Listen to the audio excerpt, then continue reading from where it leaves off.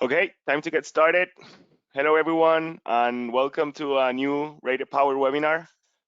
Once again, we have been lucky enough to convince Clean Power Research to join us here today.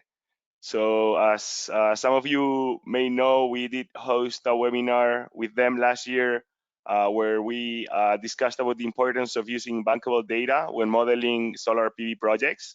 So today we will talk a little bit about that again. But we will at the same time be drilling down into more details. Specifically, we'll talk about the role of accurate meteo data, of course, horizon, soiling, and albedo data streams. So before we actually start, let me finish with some of the housekeeping items. The whole webinar will last for around 45 minutes. We will have around 15 minutes at the end to answer any questions we get. So remember that you don't need to wait until the end to ask any of your questions.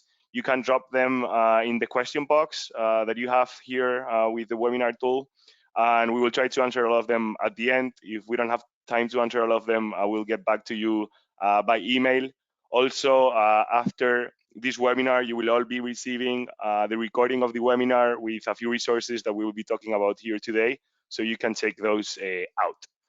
So, we're ready to rock. Let me introduce to our very special guest, Kristen Wagner, SolarAnywhere's product manager at Clean Power Research.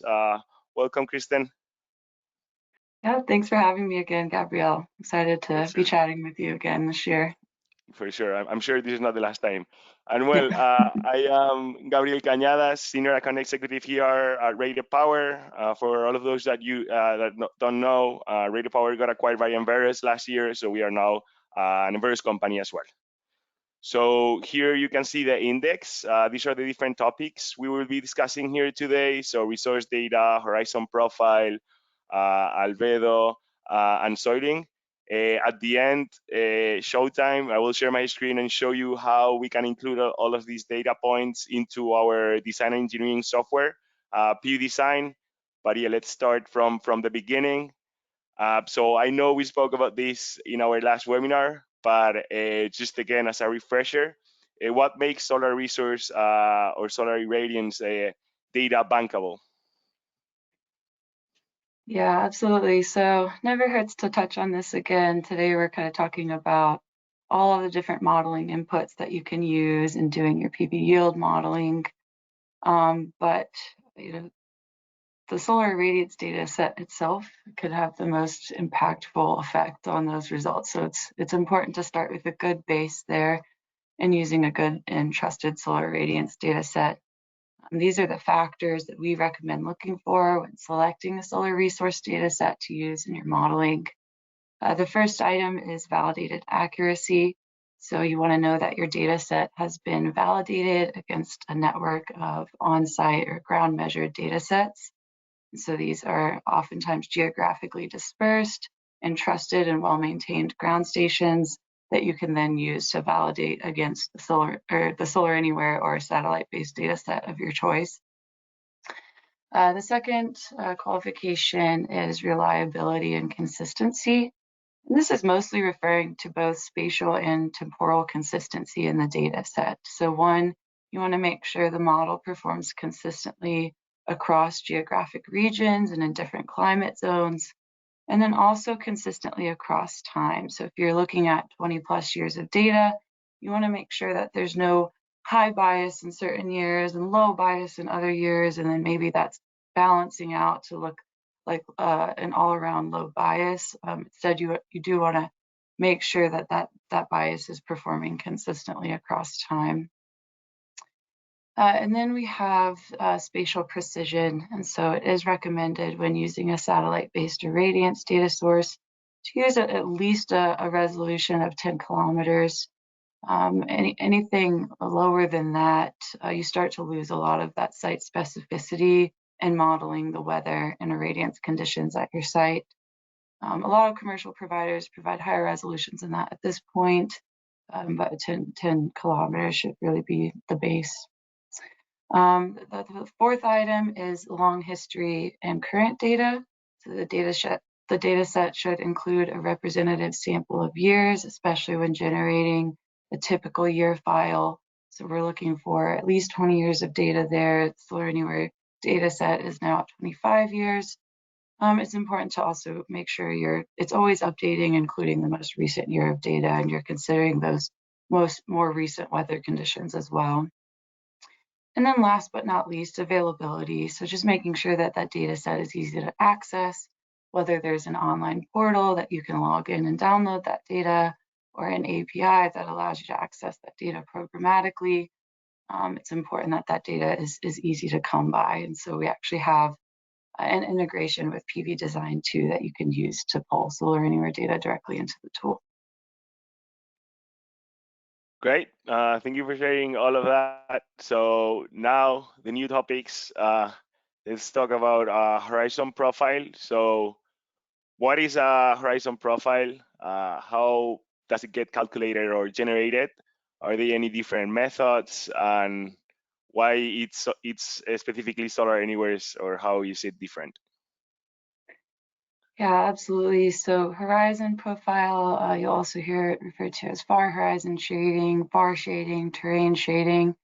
All of these terms are being used to describe basically a reduction in irradiance at reaching your modules due to surrounding topographical features. So things like mountains or hills or even forests that can prevent the sunlight from reaching your modules in the early morning or evening hours when the sun is rising or setting. So this image on the right here is showing all of the different components of irradiance. Really, when there are topographical effects blocking irradiance from reaching your site in those early morning hours, you're going to see significant reduction to both diffuse and beam irradiance reaching your site. And so it is important to characterize this correctly. In a recent case study we did across the island of Oahu, Hawaii, we're seeing that horizon profiles can result in an average 3% reduction in yield loss across the island. And that does vary greatly depending on land cover type. In some regions, we saw reductions as high as 10% from far shading. So these things can have quite an impact on your overall irradiance estimations and your plane of array irradiance estimations. So it's important to characterize those as accurately as possible. And then the next slide, we'll talk about kind of the approaches. So more conventionally, folks have been using SunEye, which is basically a device that you can bring out to the site. You'll hold it basically parallel to the ground surface, facing upward, and using a fisheye lens, it's going to capture that horizon profile.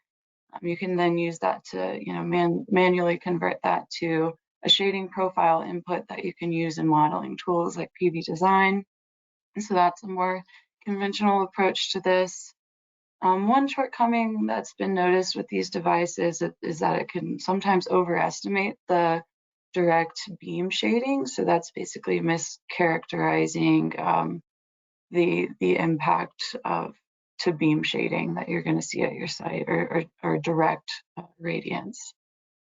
So then the SolarAnywhere approach, which we actually just released with SolarAnywhere version 3.7 just last month, is actually using another satellite-based data set known as the ASTER data set from NASA.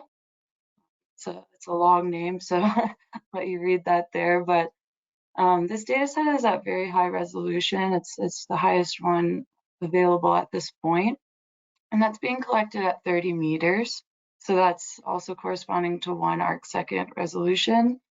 And so basically what we're able to provide is an elevation angle taken for a 20-kilometer max view distance from the site for every 1 degree azimuth from 1 to 360. So essentially, we're providing shading profile from 1 to 360 degrees that you can download as a separate file from SolarAnywhere. And the next slide, I think, talks a little bit more about some differences with the SolarAnywhere far shading. So another source for this that uses the satellite-derived source would be pvGIS.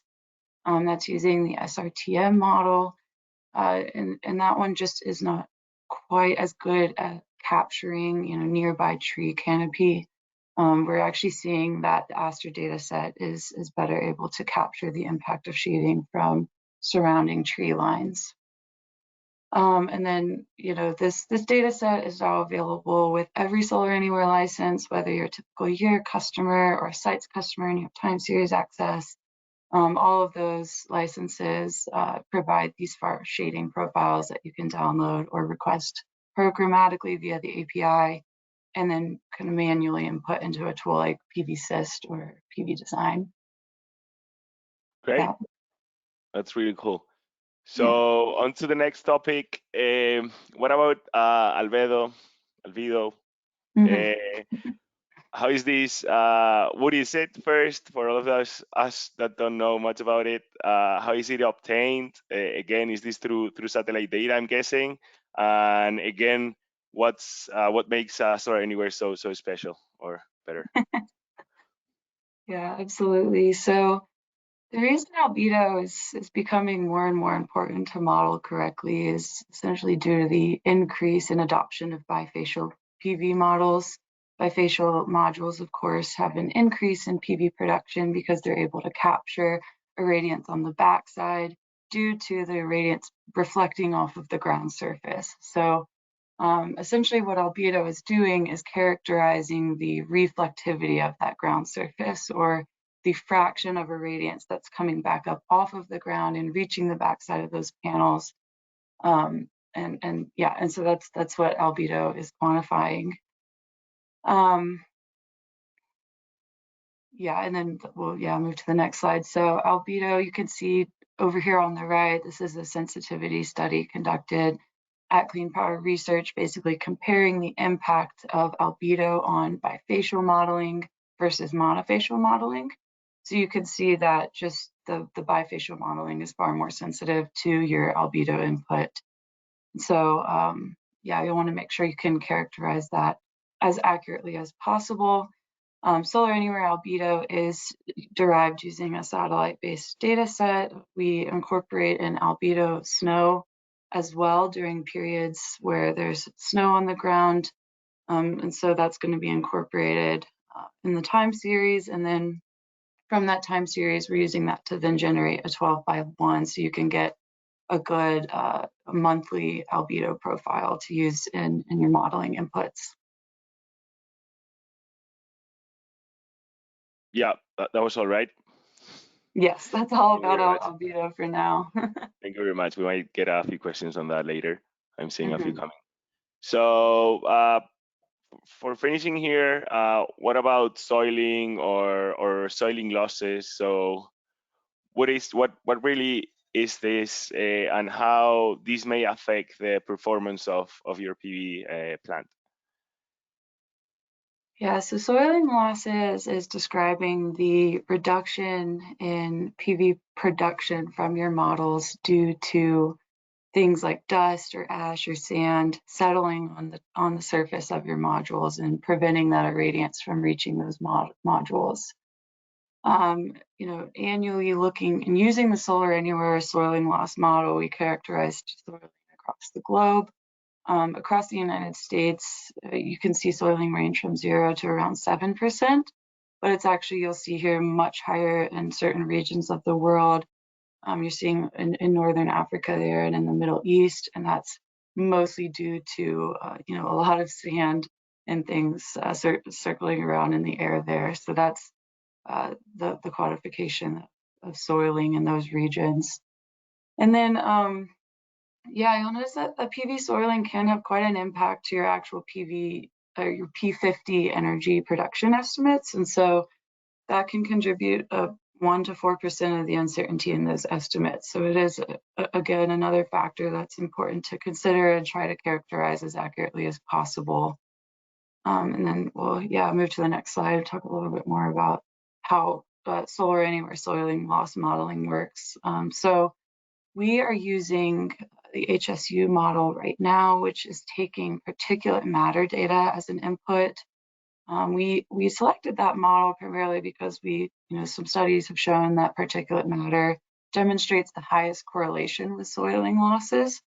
And so it's capturing things like, again, ash, dust, sand, particularly ash from wildfire smoke. So by doing that, we can actually capture, the soiling impact from wildfires on your modules. And again, this is available with all SolarAnywhere licenses, downloadable as a 12x1 monthly soiling loss percentages. It's also available in time series format if you are a SolarAnywhere sites customer or have access to time series data. So if you are interested at all in using that tool and you're an existing customer, feel free to reach out. We can definitely do demonstrations or show you how to make use of that tool as well. Yeah, I think that covers basically what I wanted to talk about with soiling. Yeah, thank you very much. I'm sure we have a few questions here, so I'll ask you later those, so maybe we can dig a little deeper. Okay. Now a little bit of showtime. So this means I'll be sharing my screen and walking you through how you can input all of these different data streams or data sets into pvDesign. So I've already logged in. We have created already a project here. This project is in Sudan. So we might be seeing very high soiling losses, as Kristen was saying. We do get them in this region. So first, what I'm gonna do is just clone this project we've actually created. This is the design process within pvDesign. Let me go to the location. So I've already created a site, identified different elements within this site as well. For meteorological data, as mentioned, we are integrated with SolarAnywhere. So simply by inputting your API key, you would have directly access to their meteor data, and you can pull that into any site really in the world that you want to analyze. And then we will use this information, of course, to run our energy model that it's currently going through this design. After that, we'll go into the energy tab. This is the more, let's say, energy specific or energy modeling most specific section within our tool. First, for the horizon, we do provide default values for horizon, but then again, we allow our users to upload their own. So through SolarAnywhere's CSV, you would be able to upload that directly into pvDesign and simply run using that horizon profile. Then for albedo, again, pvDesign will give you different choices that you can select from, different satellite sources or even fixed values. But then you can create your own albedo here, defining it with yearly or monthly values. I've already taken the liberty to create this one for SolarAnywhere, and I've added some values here and on an average of 0.3. Oh, this is unexpected. Sorry, must be an update.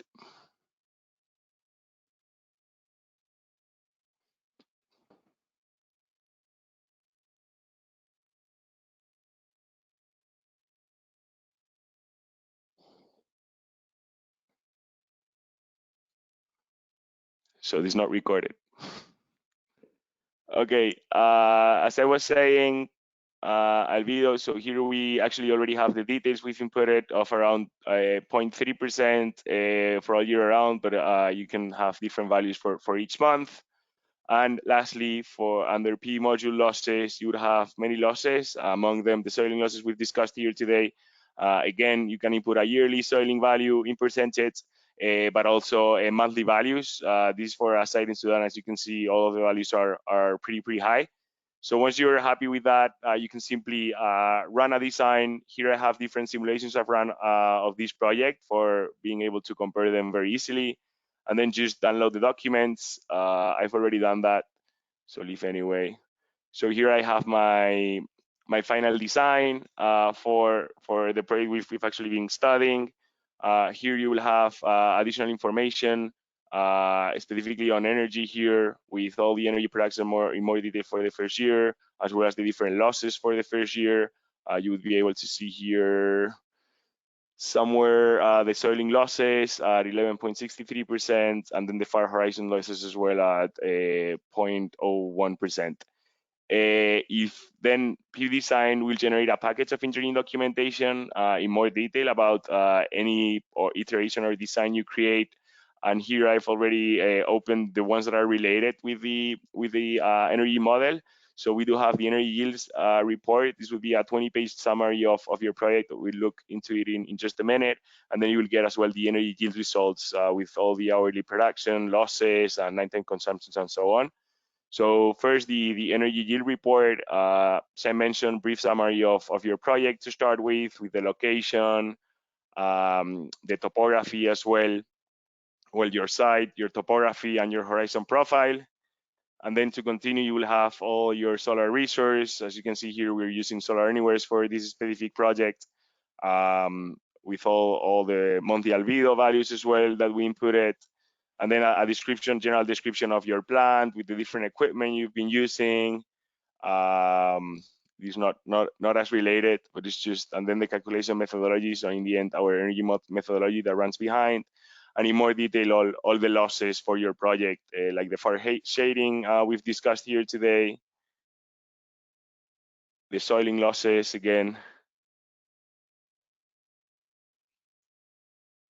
and then lastly here at the end we'll have a breakdown of those losses, just like the PVC's kind of tree, but our own. You will see here as well how those losses are going down. So yeah, this is about it. Let me go back to my presentation. So before jumping into the questions, sorry. I don't know why it started again. Okay. So if you would like to keep the conversation going with us and you've liked what you've seen here today, please go ahead and sign up for a free account directly from SolarAnywhere's website at data.solaranywhere.com. Or if you want to learn more about pvDesign, of course, you can request the demo through our website, RatedPower.com. Both Kristen and I will be at RE Plus in just a few days. I'm actually flying out on Sunday. So if you are actually going and have the chance and have the time and want to come by and talk with us, we both have both teams have a booth. So our booth number 2368 under inverters and RatedPower name, and then for Clean Power Research booth number 3968. So yeah, feel free to drop by. We will be happy to further discuss any of these topics with you with a coffee, a beer, or whatever you like to drink. So that's all from my side. So here are the questions. I see there is a few already here prepared. So let me go and throw the first one. Okay, for Kristen, do you include far horizon shading in your irradiance data, or is it separate? Yes, so with SolarAnywhere, you're downloading a far horizon shading profile separately, and it's not automatically incorporated in the irradiance estimates themselves. We did it like that because, we figured there are a lot of modeling tools out there where, you can use that input separately. And we also wanted to provide the shading losses, the far shading losses as transparently as possible. So you know exactly, what the impact to irradiance will be. And you're not just getting, the final irradiance estimate without knowledge of how the shading's actually impacting it. Nice. Another one for you. What soiling loss model or models are available with SolarAnywhere soiling loss modeling?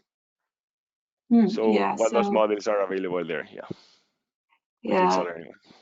So right now, we have implemented the HSU model, or the Humboldt State University model, which comes out of the United States. And so that's actually a model that's available also in the pvLib open source modeling collaborative. So basically we've pulled that model directly in and actually I think contributed a few of our own, improvements to it into the open source community as well. And on the way, and so what's cool about the HSU model is that it does incorporate the particulate matter data as an input, and you're not actually required to then go in and specify your own soiling rate. But we are looking to implement the Kimber model as another option, and that is going to be released relatively soon. It's actively being developed. And so the Kimber loss model has the benefit of allowing users to input their own cleaning schedules in. And so, Kimber's including a cleaning schedule, whereas the HSU isn't. But Kimber does require that users input basically a default soiling loss rate. And so I think, you could use HSU to find that rate and then use Kimber to input a cleaning schedule and kind of get a pretty accurate estimate once that's out. And so that again will also be available through all the same channels that the HSU model is currently available. Great. Another one for you, I'm afraid. Will you be including the effect of climate change when generating the TMY? Yes, very good question. We are analyzing how to best incorporate the impact of climate change into our TMY files. I think, within the larger scientific community, there still is not consensus on how to best incorporate that, but we do have our research team actively investigating, and it is something we are exploring. So stay tuned. Thank you for asking that. We do want to address that in future iterations of the TMY dataset. Great. Another one. Does your soiling loss account for snow? Oh yeah, very good differentiation.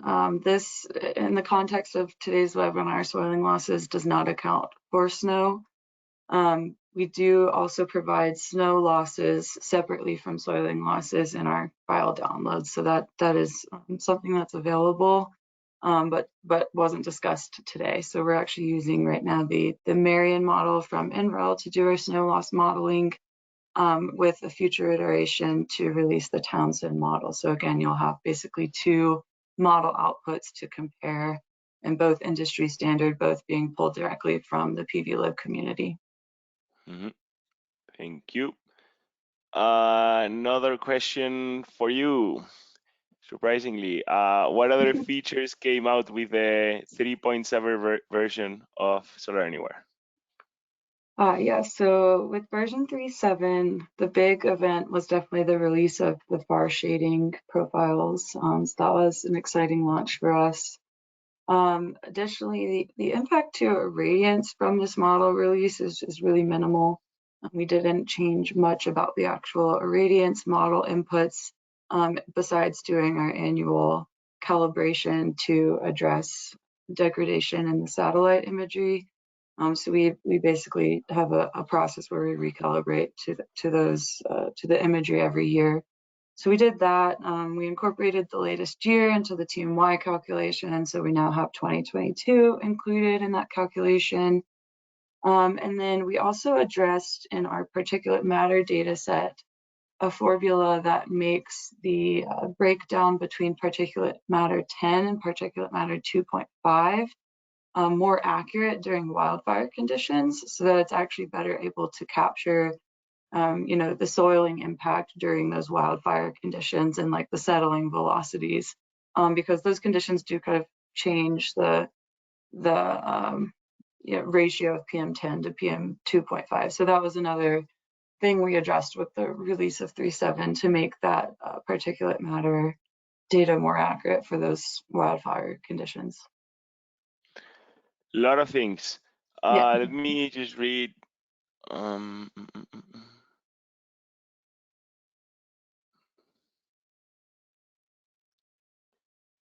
Okay, so which is the optimal height for measuring albedo?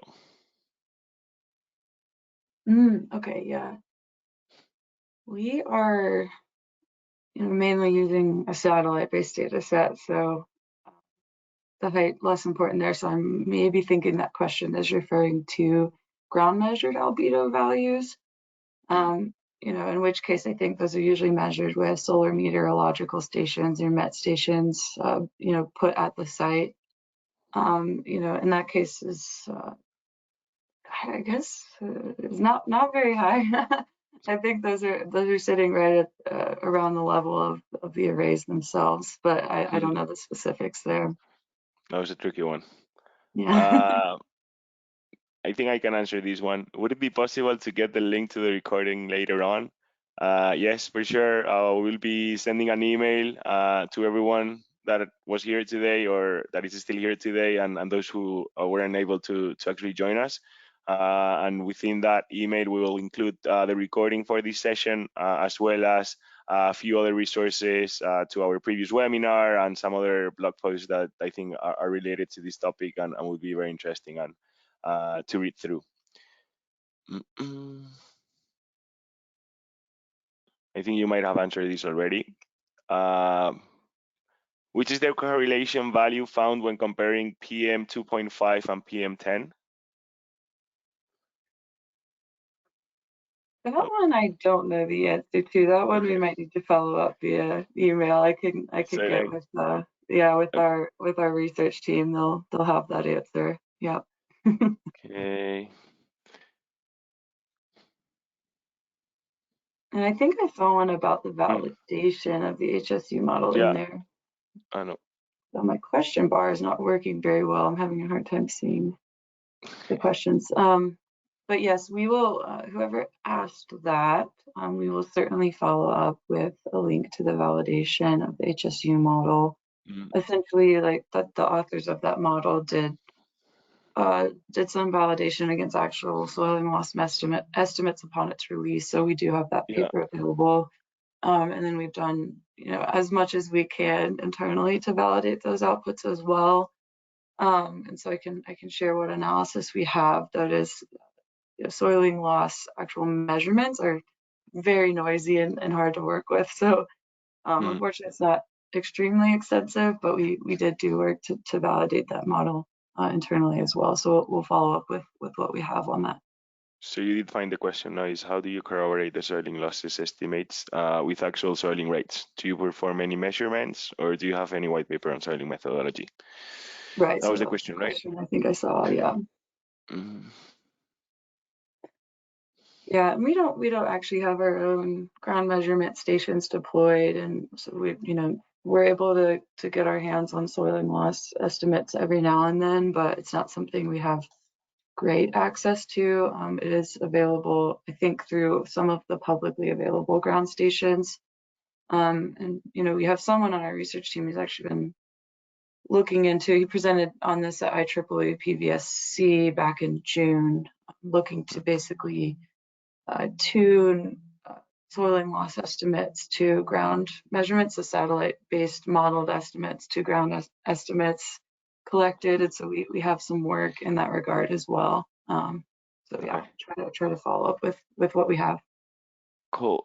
I think I have one for me. What are the advantages of these simulations compared to other tools like pvSest? So we are actually very close to pvSest. Black & Beach did carry out an independent review on our energy model, comparing 4 different sites at 4 different locations around the world with different type of equipment. So fixed tilt versus tracker, monofacial versus bifacial, and so on. And our results were really, really close. We're less than 1% away in all of those scenarios, and I think the average was around 0.5%. For all of those. So very happy on that. But I haven't answered your question. The advantages of using our energy model versus pvSys, it's more on the design aspect. So being able to actually model your site and have a real kind of time design or layout that goes along with your energy model, I think it's really, really helpful, and being able to iterate very fast through different configurations of equipment, electrical, civil parameters, and be able to see right in a few seconds how much energy are those different iterations gonna yield. It's very helpful. So in the end, PVC is kind of more on the exclusively energy modeling space, and it's not combined with any design or engineering tool. So I think having the ability of actually running both the design and the energy model hand by hand, it's really helpful to decide which is your best option or configuration moving that project forward. A ver. Is RatedPower using SA data to generate production estimates? I guess SA is satellite data, or I think not sure what. SolarAnywhere maybe. Ah, okay. Yeah, makes sense. Okay, so not automatically. So we have default sources that are publicly available for all of our users to use, like PVGIS5, NASA Power, NASA CC. For using SolarAnywhere's data inside pvDesign, you will need to have a subscription with them. I believe it was an enterprise or unlimited subscription, which gives you access to an API key. Through that API key, you can input that in our tool, and then you would have their data always available for you to use when modeling. Correct me if I'm wrong, Kristen. I'm not sure if those were the two subscription packages. Yeah, that's right. Cool. And It's an then option in pvDesign that you should use for sure. yeah.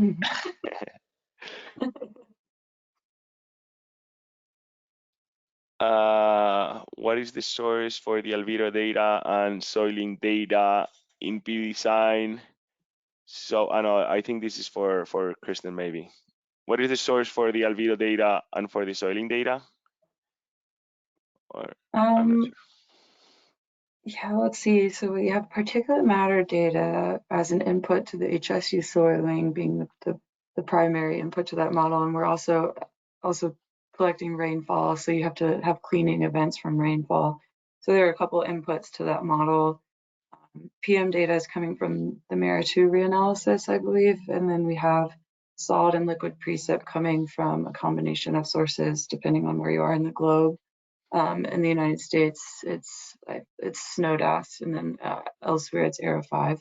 So those are the inputs to the HSU model for soil line losses. And then what was it was albedo.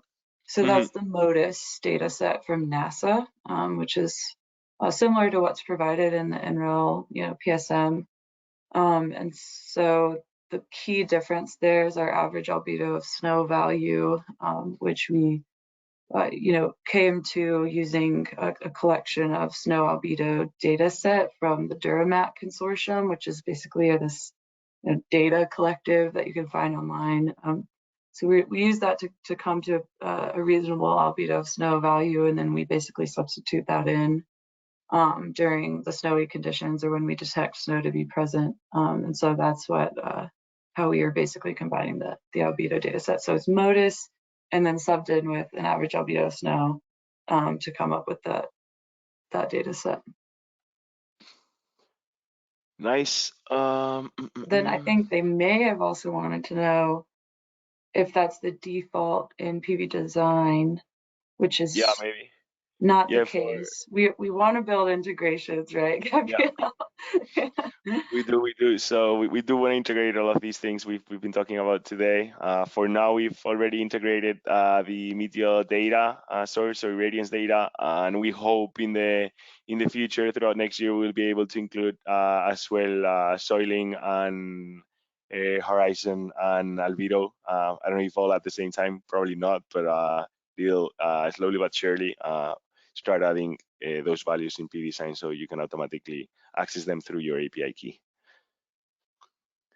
And yeah, I think that's probably there's a few questions here I probably have not answered, but I've been jumping from one to another, so I'm not sure which ones we haven't answered. Uh, I don't know if Kristen, do you want to add anything else before we close up here?